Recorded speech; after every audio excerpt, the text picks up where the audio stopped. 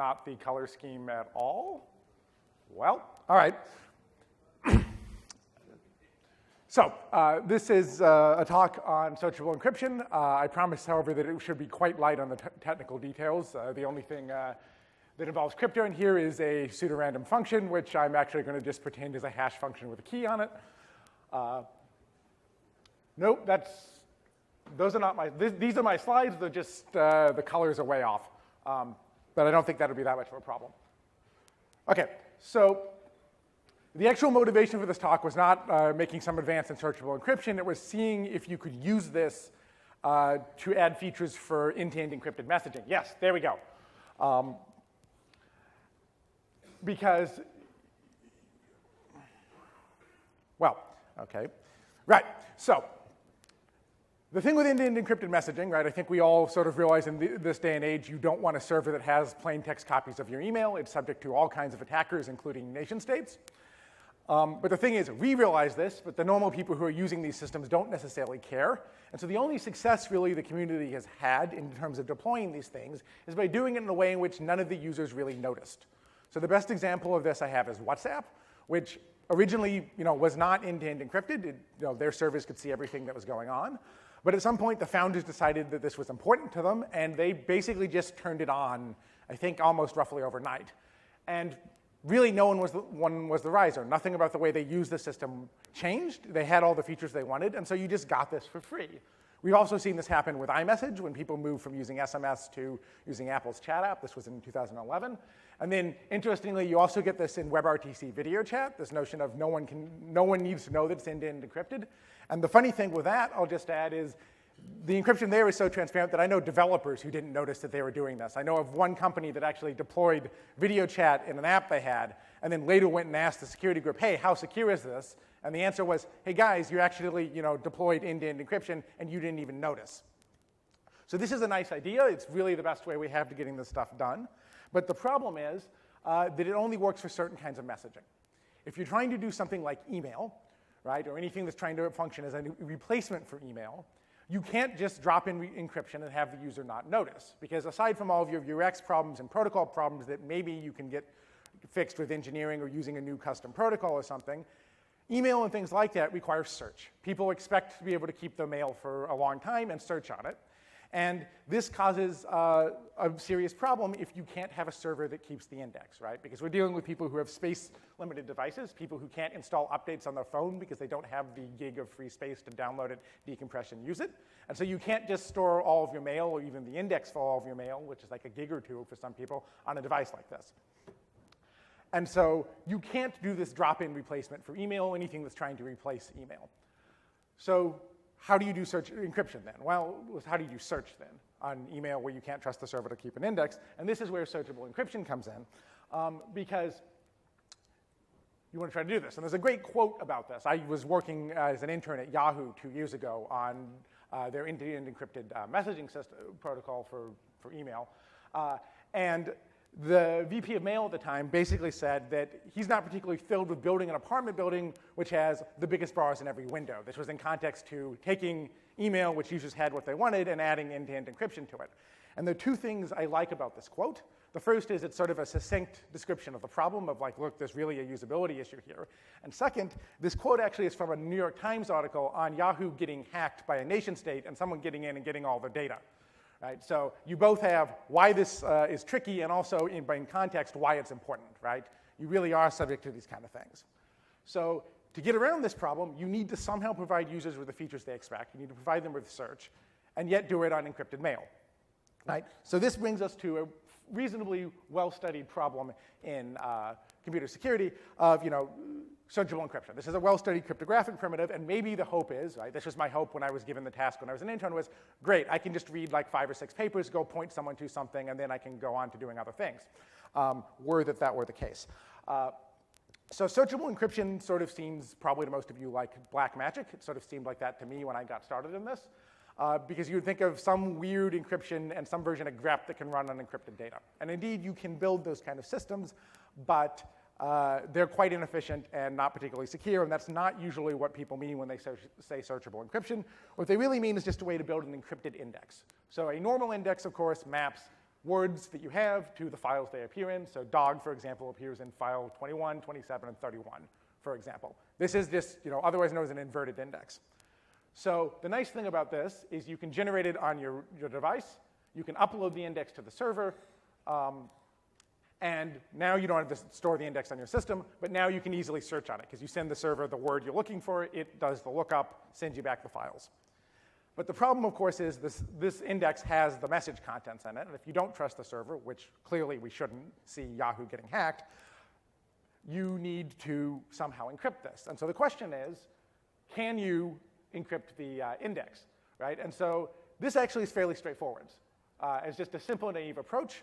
We'll call this basically a PRF, right? Instead of having your keyword, take a hash function with a key, a secret key that you know, concatenate in the keyword, hash that. That's the token you're actually going to put in this hash table.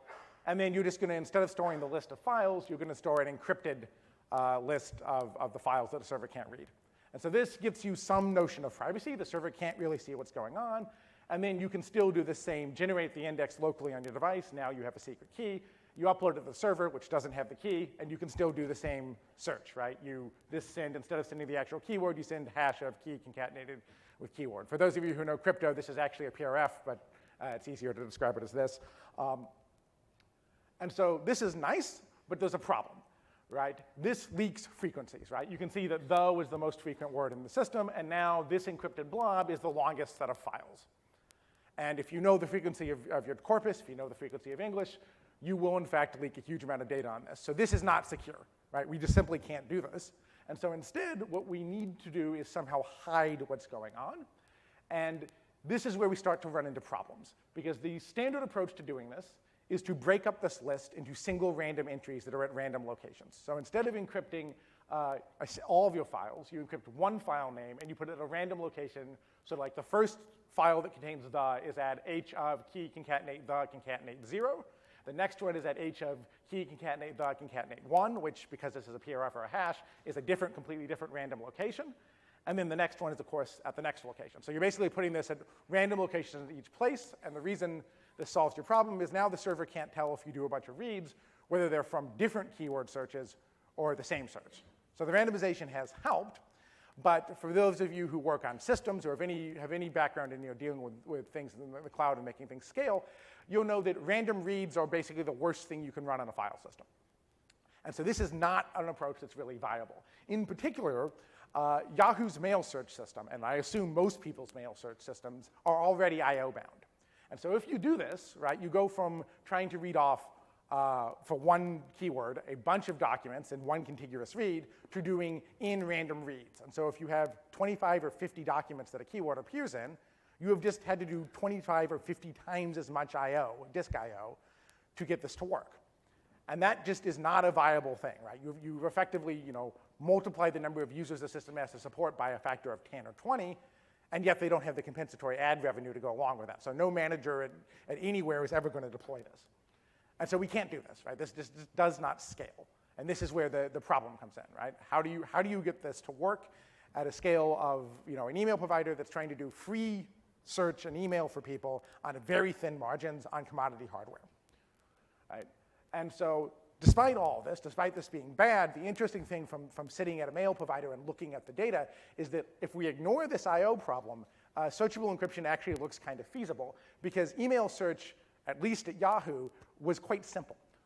Most of the queries were single keyword. This was because the system didn't really support much more than that, but it was good enough, right? So you don't need to worry about these complex schemes for doing conjunctive search. It would be nice if you could do like Boolean, this and this or this, but it's not strictly necessary. More interestingly, most of the search that you get in a mail system is actually on metadata. Who's it from, who's it to, what's the date, does it have an attachment? And if you're doing an end-to-end encrypted system for that, at least for email, the metadata already leaks. So that isn't a good thing from a security point of view, but from a scalability point of view, you don't have to worry about it. And then this was the really, by far, the most surprising thing I ever got out of this. Search on mail content is actually quite rare.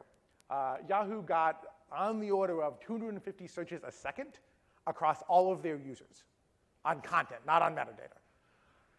And this is on roughly 300 million active users, monthly active users. I'm fudging the numbers here because the actual ones are covered by an NDA, but that's the approximate of it. So if we solve this I/O problem, this is actually tractable. Surprisingly, if you sit down on it, you might be able to do it.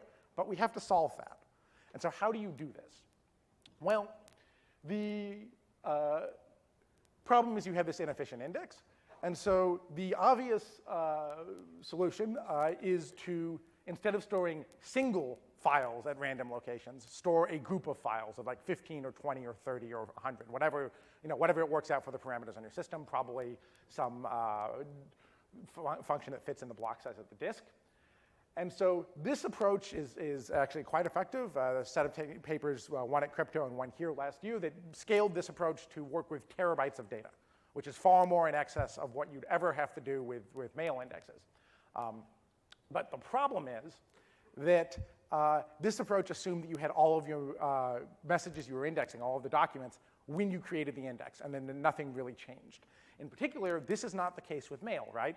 With mail, you're going to start with an empty index and no inbox, and then you get a message, say about a lost dog or something, and now you have to go add it, right? And the problem happens here is you can do this hashing process and find out what the entry is, but if you try to go append to this list of files, you are going to, in fact, leak to the server that you're updating the entry. And if the server knows what the message was, for example, if the server is controlled by an attacker who actually sent you this message as an attack, you've leaked a lot of data. So this, again, is not something that's generally allowed in searchable encryption, and so you can't do this, right? And so what you can do, which is a decent approach, is instead of appending onto this entry, you can just create a new entry at another location. And this would work. This would solve your problem, except for the fact that, remember, at the point where I'm adding this in, I only have one new email that contains the word dog, right? I had a bunch already, and now I have a single new one. And so I don't actually have a full set of things to go in this chunk. I actually only have one. And while I might pad this out, and the server's not going to tell, if I keep doing this, I'm going to end up with this fragmented index I used to have, where I have effectively everything at a single random location, because eventually that's what will happen. In fact, that'll happen quite quickly, because we actually start with nothing in the index, and all of the things would have to be inserted by this. So this does not scale. This doesn't work. And this is what the state of the art was for searchable encryption when I got to looking at it. Every scheme you can think of, every scheme you can name, to the best of my knowledge, under purely dynamic insertions, which is what you're dealing with for email, devolved to this, right? And this does not scale, and we want to get this to work. So this is where the actual research comes in, right? Because ideally what you want is to have your sort of full index that is this efficient thing that scales, but then have some intermediate thing on the server that somehow allows you to actually update and append entries as they come in.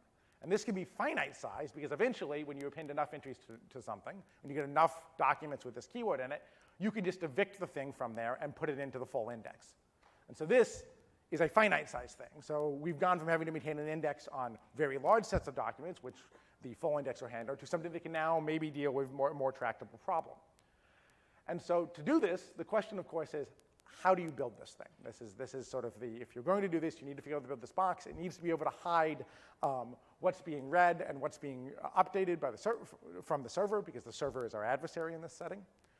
And this really, right, what do you do? Well, the obvious answer, if you know the cryptographic literature, is to use something called ORAM, Oblivious RAM. And Oblivious RAM is this other really weird primitive that if I went into in a large amount of time here, you would no doubt fall asleep, and which allows you to hide not just what you're reading or writing to memory, but the locations.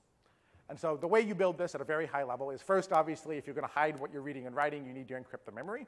But that doesn't solve your problem, because if you write to the same encrypted location a bunch of times, sure, the server doesn't know what you're writing, but it knows that you're doing it to the repeat of the same location.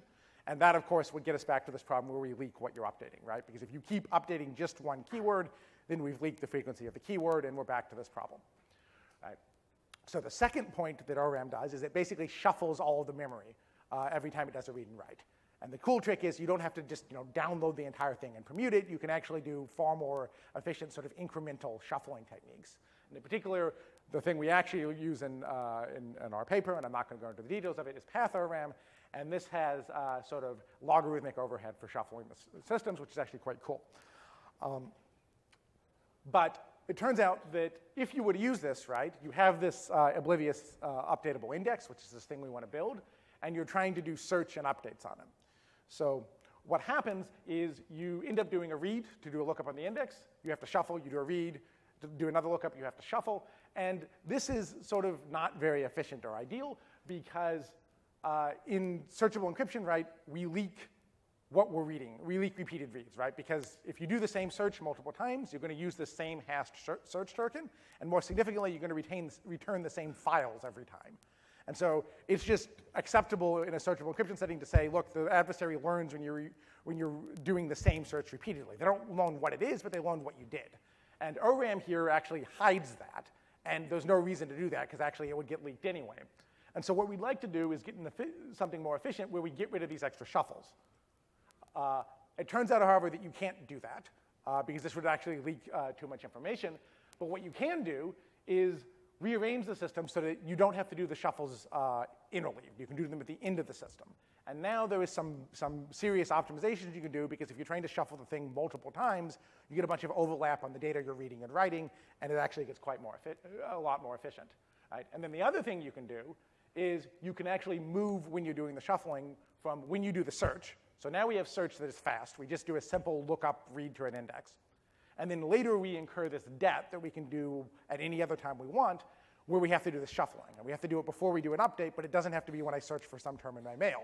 I could, for example, wait until my phone's on all kinds of stuff.